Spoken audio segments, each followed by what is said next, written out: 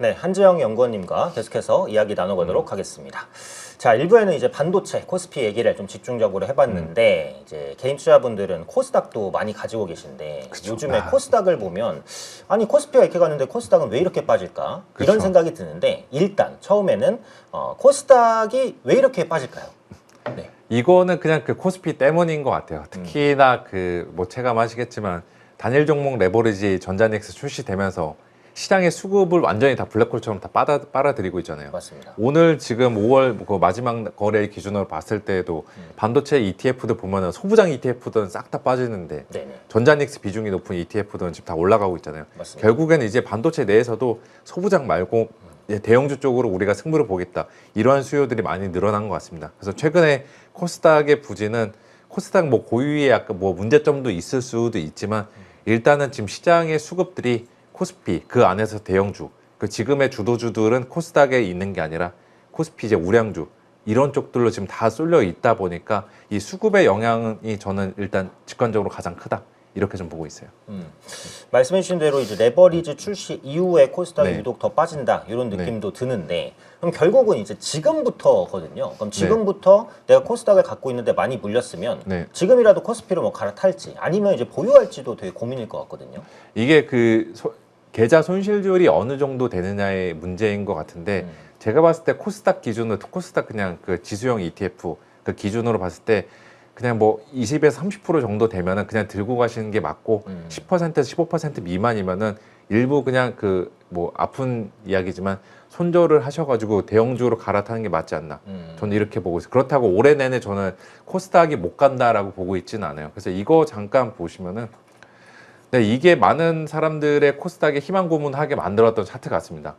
그러니까 이게 코스피 대비 코스닥의 상대 강도인데 파란 선이 위로 가는 구간이 코스닥의 성과가 더 뛰어난 구간, 네. 아래로 가는 구간은 코스피의 성과가 더 뛰어난 구간인데 이게 지금 거의 24년 이후로는 지금 코스닥이 코스피에 비해서 계속 성과를 하회하고 있죠. 네네. 작년에도 많은 사람들이 또 올해 초에도 이 정도까지 왔을 때 야 이거 거의 역사적인 바닥인데 이제 반등하겠지라고 했다가 지금 이내에 지금 코스피가 너무 세다 보니까 코스닥의 성과가 부진하고 있는 것 같습니다. 그래서 이거를 놓고 봤을 때는 아직까지는 이제 코스닥으로 수급의 온기 그 매기가 쏠린다라고 보기에는 어렵지만 저는 그 하반기 들었을 때 특히나 9월이나 10월 달 정도에 코스닥은 승부처가 한번 있을 것 같아요. 좋은 기회가. 그게 뭐냐 아직 뭐 구체적으로 확정이 되고 가이드라인은 나오진 않았는데 코스닥 3부 리그 승강제 있잖아요. 네. 뭐 1부 리그, 2부 리그, 3부 리그 할 때 그거 그 도입이 되면은 그래도 1부 리그에 있는 코스닥 주식들, 업체들, 대형주들은 한번 랠리는 저는 나올 것 같습니다. 그거 되면은 일단은 코스닥 내에서 수질 개선은 확실히 일어나는 거고 1부 리그 쪽들은 그 관련된 ETF들, 패시브 상품들, 테마 ETF 상품들 출시가 될 것 같아요. 그러면은 이제 그동안에 코스피에 들어갔던 수급들 이제 코스닥으로 옮겨갈 수 있는 중요한 뭐 전환점이 되지 않을까 이렇게 좀 생각을 하고 있습니다. 네, 그래서 승강제, 리그제에 네. 대해서 이제 말씀해 주셨는데 그 부분이랑 또 같이 기대를 했었던 게 최근에 국민성장 펀드였는데 그쵸. 일단은 완판은 됐고요. 네. 근데 그게 이제 완판이 됐고 이재명 대통령이 액수를 늘려야 된다. 네. 올해 하반기에 추가로 네. 준비해야겠다. 네. 이런 말도 했단 말이죠. 네. 이런 부분들은 이제 코스닥 수급에 좀 도움이 될까요? 어떨까요? 도움이 되는데 일단은 뭐 그 한동안 이틀 천화 정도 저희가 누렸었잖아요. 네네. 근데 이것도 타이밍의 문제였던 것 같아요. 코스닥에 좋은 재료가 등장을 했고 또 증액을 한다라는 또 추가적인 이제 재료가 나왔는데 지금 이제 코스피 쪽들로 워낙 다들 관심이 갖고 있다 보니까 그게 이제 상대적으로 코스닥의 빛을 못 보게 만들고 있는 효과를 낳고 있다. 그 더군다나 지금은 완전히 실적 장세 증시 자체가 실적 장세인데 코스닥은 지금 실적이 그렇게 크게 좋아지고 있는 업종들은 없잖아요. 대부분 다 정책이라던가 혹은 멀티플 상승이라는 기대감에서 움직이는 주식들이 많다 보니까 이게 더 코스닥의 5월 달의 성과의 부진을 더 만들어냈고 6월도 저는 비슷할 것 같습니다. 그래서 코스닥에 대해서는 뭐 완전히 관심을 끊는 거는 뭐 자제해야 되겠지만 그래도 코스닥의 승부처는 저는 가을 구간이 될 거다 이렇게 좀 보고 있습니다. 근데 저는 이번에 이제 코스피와 코스닥이 이렇게 극단적으로 갈리는 걸 보면서 네. 어떻게 개인적으로 생각했냐면 네. 시장의 유동성이 이제 조금 한정되거나 줄어들고 있나? 이 생각을 했어요. 왜냐하면 코스피로 가면서도 코스닥으로 같이 올 수도 있는 거잖아요. 네. 결국은 유동성 장세라면요. 근데 물론 이제 투자자 예탁금 여전히 120조 원이긴 네. 하지만 130조대를 찍었다가 한번 내려오기도 했고 네. 금리 관련된 리스크가 아직 완전히 해소된 건 또 아니니까. 네. 그래서 유동성이 조금 줄어들고 있나 이런 생각도 드는데 그 부분에 대해서는 어떻게 생각하시나요? 유동성이 줄어드는 것 같지 않고 예탁금이 줄어드는 거는 주식을 샀으니까 줄어드는 것 같고 여전히 시장에서는 계속 돈은 들어오고 있는 것 같아요. 그리고 문제는 이제 신규로 들어오는 돈들의 성격을 보면은 제가 봤을 때는 투자 오래 하셨던 분들이 아니라 그동안에 투자 안 했다가 약간 혹은 포모 오랜만에 같은 느낌으로. 왔다가 포모 왔는데 때마침 이것도 되게 그 신의 타이밍이라고 지금 시장에서 가장 유행하고 있는 주식이 이거 없으면 주식 안 된다라고 생각하는 주식이 뭐 테마주 이런 것들이 아니라 이름만 들어도 누구나 알 수 있는 대한민국 대기업 주식들이 주도주가 된 상태에서 네네. 다들 그거부터 사니까 이게 코스닥의 수급을 더 뺏기게 만드는, 더 가져오게 만드는 그런 좀 부작용들을 만들지 않았나라고 보고 있죠. 그래서 지금 지수가 올라가는 거는 뭐 좋긴 하고 코스피가 지금 8,200, 8,300 이런 식으로 8,000 넘긴 건 좋긴 한데 네. 이게 솔직히 지금 단기적으로 봤을 때는 상승의 질은 그렇게 썩 훌륭한 것 같지는 않습니다.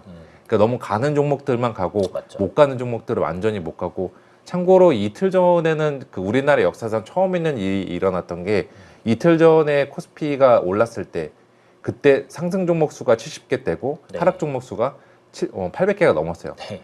보통 하락 종목 수가 이렇게 마이너스 700개, 그 700개가 넘어가는 거. 네. 상승 대비 하락의 종목 수 네팅 그 격차가 마이너스 700 찍는 날은 지수가 폭락하는 날 보통 그렇게 나오는데 그렇죠. 지수가 상승하는 날 이런 식이 나온 거는 그냥 제가 계산해 봤는데 우리나라 코스피 역사상 처음 등장했던 일입니다. 이게 그만큼 지금 시장의 수급 쏠림 현상이 극단화되고 있어서 거기에 따른 이제 그 중간중간의 부작용들 흔히 말해 주가가 뭐 급락을 한다던가 저는 이런 말 드리고 싶은 건 아니고 위아래 장중 변동성들이 지금 계속 높아지고 있는 그런 국면들은 당분간 우리가 그거는 감내를 하고 가야 된다. 투자를 하실 때 주도주 투자를 하시더라도 이렇게 좀 말씀을 드릴게요. 네, 그래서 유동성은 아직 마르지 않았지만 네. 쏠림은 당분간 좀 더 이어질 수 있다. 네. 이렇게 말씀해 주셨고요.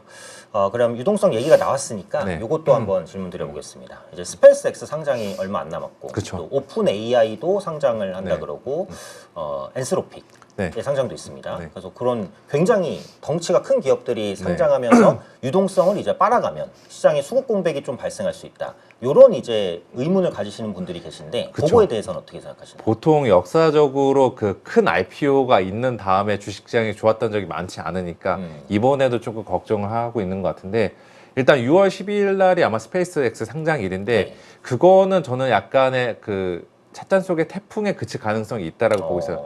시가총액이 아마 들어오게 되면 1.8조에서 2조 정도 되니까 네. 전 세계 시가총액 이제 뭐 삼성전자는 제낄 것 같고 네. 10위권 내로 들어오게 되는 거잖아요. 근데 이제 유통 주식수 자체가 그렇게 많지 않다라는 거. 맞아요. 적죠. 그 750억 달러면 우리나라 원화로 환산했을 때 한 120조 원 정도 되는데 뭐 4, 5년 전에 120조 원이면 큰 돈일 수 그치만, 있는데 그쵸. 지금 뭐 4, 5년 사이에 지수 전체적인 시가총액이 커졌으니까 맞습니다. 증시 시가총액 커졌으니까 그 스페이스X 상장 이후에 그 수급 공백은 그렇게 크지는 않을 것 같고 개인적으로 이제 뒤에 이제 언제가 될지 모르겠지만 오픈 AI나 엔스로픽 이거 상장했을 때는 더 많은 그 물량들이 나올 것 같습니다. 네네. 그때 되면은 이제 하반기 때는 저는 시장의 힘들이 조금씩 빠진다라고 생각하고 있으니까 그거는 부담이 될 수 있을 거다. 이 정도로 말씀드리고 스페이스X는 뭐 우려보다는 그렇게 수급 충격 크진 않을 거다. 이 생각하고 있죠. 오히려 이제 수급 충격은 국제적으로 발생할 수 있는 게 기존의 우주 관련된 ETF들 그런 쪽에서는 이제 그 빠져가지고 스페이스X 단기 ETF 쪽들로 들어가거나 그 주식을 직접 사려고 하는 수요 스위칭들의 그 수급 스위칭들이 있을 것 같다. 이렇게 좀 말씀을 드릴게요. 네, 말씀해 주신 대로 스페이스X는 공모 물량 자체가 네. 굉장히 좀 적고 오픈 AI나 뭐 엔스로픽의 상장 네. 일정을 확인하는 게 네. 좀 더 중요하지 않을까 말씀해 주셨고요. 네. 자, 그럼 코스닥 얘기로 다시 돌아가 보겠습니다. 일단 코스닥 지수가 가기 위해서는 시총 상위 섹터들이 올라줘야 될 텐데 네, 그쵸. 거기 뭐 제약바이오, 2차전지, 소부장 이렇게 네, 맞죠. 있거든요. 네. 근데 그 중에서 제약바이오 가지신 분들도 너무 많아서 아, 그쵸. 제약바이오는 언제쯤에 좀 빛을 볼 수 있을까? 뭐 이런 예측도 원래 뭐 계속 뭐 암학회건 뭐건 매달마다 네. 중요한 이벤트들이 있었고 아스코도 1월 이제 1월 초만 하더라도 뭐 헬스케어 AS, 컨퍼런스 네. 이러면서도 맞습니다. 못 가는 것도 음. 지금의 아까도 중간중간 계속 이야기 드렸지만 지금의 시장은 코스닥에 대해서 그렇게 큰 관심은 있는 것 같지는 않습니다. 혹은 이제 바이오가 뭔가 새로운 뭐 대형 뭐 기술계약 체결이나 대형 임상계약도 이런 것들이 대장주에서 등장을 하게 되면은 분위기가 바뀔 것 같고 아니면은 미국의 금리가 좀 더 빨리 내려간다던가 코스닥도 확실히 미국의 금리에 따라서 바이오주들은 많이 움직이거든요. 네. 근데 지금 당장에는 지금 금리의 빠른 레벨 다운, 뭐 지금 10년물 미국 국채금리가 4.5%대를 하회하면서 어느 정도 급한 불을 껐는데 이게 한 4.0 정도까지 내려가게 되면은 바이오 업체들한테는 대형 호재가 될 것 같은데 당장에 그건 기대하기는 어렵다. 이렇게 생각하고 있고 오히려 저는 연말로 갈수록 미국 금리는 갈수록 상방 압력들은 낮아지고 또 아까 말씀드렸던 코스닥 승강제 이런 재료들이 더 하반기 때 그 3분기 후반 이때 많이 대기하고 있으니까 그때가 저는 뭐 더 투자하기에는 적기가 아닌가 이렇게 생각하고 있습니다. 2차 전지 같은 경우는 ESS 쪽들이 워낙 재료가 좋긴 하고 내러티브도 있는데 이거는 이미 상반기 때 조금 많이 소진한 측면이 있으니까 2차 전지도 이제는 좀 옥석가리가 있을 것 같고 저도 소부장이 되게 이해가 안 되더라고요. 소부장은 지금 한 번씩 주가 같이 그 반도체 대형주들이랑 동조화돼서 갈 법한데 네네. 역시나 이것도 밸류에이션이나 실적을 보면은 삼성전자, SK 하이닉스처럼 그 낮은 멀티플 부담이라던가 높은 이익 증가 이거를 지금 못 내주고 있어서 지금 전체적으로 지금 그 소부장들도 약간 힘겨운 시기를 보내고 있고 이들도 하반기 때는 조금 기대해봐도 되지 않을까 이렇게 보고 있습니다.